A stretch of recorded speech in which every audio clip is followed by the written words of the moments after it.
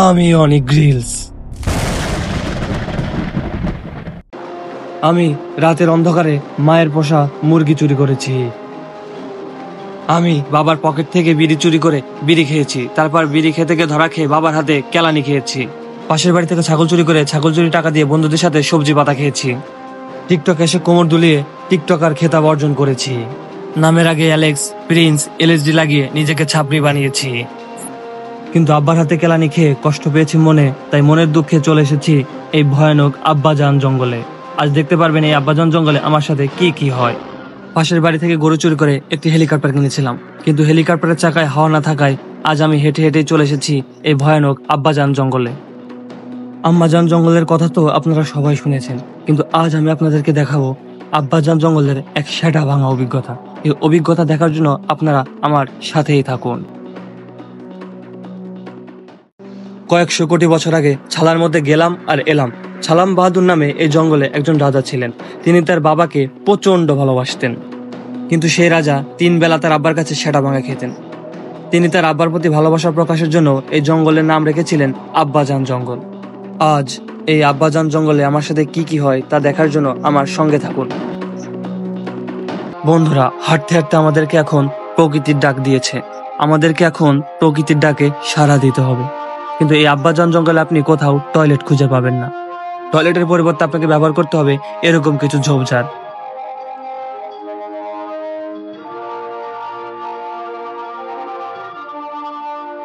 এই আব্বাজান জঙ্গলে আপনি কোথাও পানি পাবেন না, তাই পানির পরিবর্তে আমাকে এই ঝোপঝাড়ে পাতা দিয়েই কাজ সারতে হবে। যেহেতু আব্বা আমাকে পেছনে লাথি দিয়ে বাড়ি থেকে বের করে দিয়েছে, তাই আমাকে এখন এই আব্বাজান জঙ্গলেই থাকতে হবে। কিন্তু বন্ধুরা, চিন্তার কোনো কারণ নেই, আমি অনেক গ্রিলস। আমার মাথার চুল না পাকলেও নিচের চুল কিন্তু পেকে গেছে। নিচের চুল পাকনামি ক্রমে এখন এই জঙ্গলে টিকে থাকবো।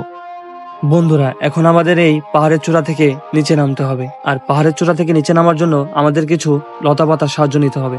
এইরকম লতাপাতার সাহায্যে আমরা অসাবধানে পাহাড়ের চূড়া থেকে নিচে নেমে গেলাম। বন্ধুরা, এই জঙ্গলে কিছু ভয়ানক প্রাণী রয়েছে, যেমন বাঘ, সিংহ, ডাইনোসর, এমনকি এলিয়েনও দেখতে পাওয়া যায়। তো বন্ধুরা, আমরা একটি রাস্তার সন্ধান পেয়েছি। আপনি যদি মনে করেন এই রাস্তাতে মানুষ চলাচল করে, তাহলে কিন্তু আপনি ভুল করবেন। এই রাস্তা দিয়ে এই জঙ্গলের ভয়ানক প্রাণীরা চলাচল করে। চলুন আমরা দেখি এই রাস্তা আমাদের কোথায় নিয়ে যেতে পারে। বন্ধুরা, আমরা একটি কুয়ার সন্ধান পেয়েছি।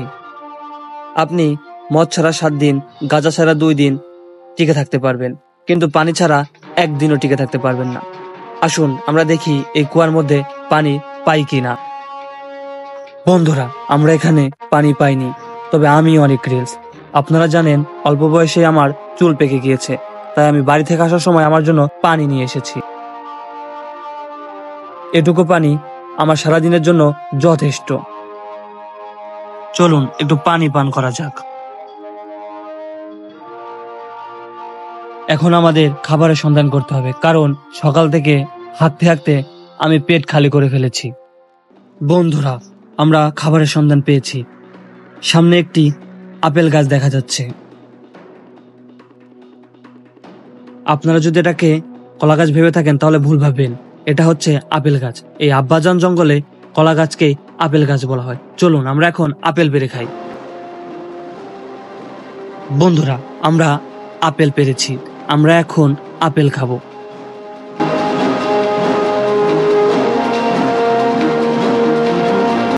আপেলটির স্বাদ দুর্দান্ত। এই আপেলে রয়েছে vitamin A, B, C, D. এমনকি এই আপেল যদি আপনারা খান 7 দিন না খেয়েও থাকতে পারবেন। বন্ধুরা, আমার এখন পেট ভর্তি, তবে দিনের আলো ফুরিয়ে আসছে। দিনের আলো থাকতে থাকতে আমাকে রাতের থাকার ব্যবস্থা করে ফেলতে হবে। বন্ধুরা, আমরা একটি এলিয়েনের বাড়ি খুঁজে পেয়েছি। হাজার হাজার বছর আগে এখানে এলিয়েনরা বাস করত। চলুন আমাদের রাতের থাকার ব্যবস্থা আমরা এই বাড়িতেই করে ফেলি। দেখুন, এই বাড়িটি কিন্তু অনেক সুন্দর না, কিন্তু আমাদের এই বাড়িতেই থাকতে হবে। তো বন্ধুরা, এখানে প্রচুর মশা। মশার জন্য আমি রাতে ঠিক মতো ঘুমাতে পারবো না, তবে আমি অনেক রিলস। আপনারা জানেন, আমি চুল পাকনামি করে সব পরিস্থিতিতে টিকে থাকতে পারি। তাই আমি বাড়ি থেকে আসার সময় সঙ্গে করে মশা তাড়ানোর ওষুধ নিয়ে এসেছি।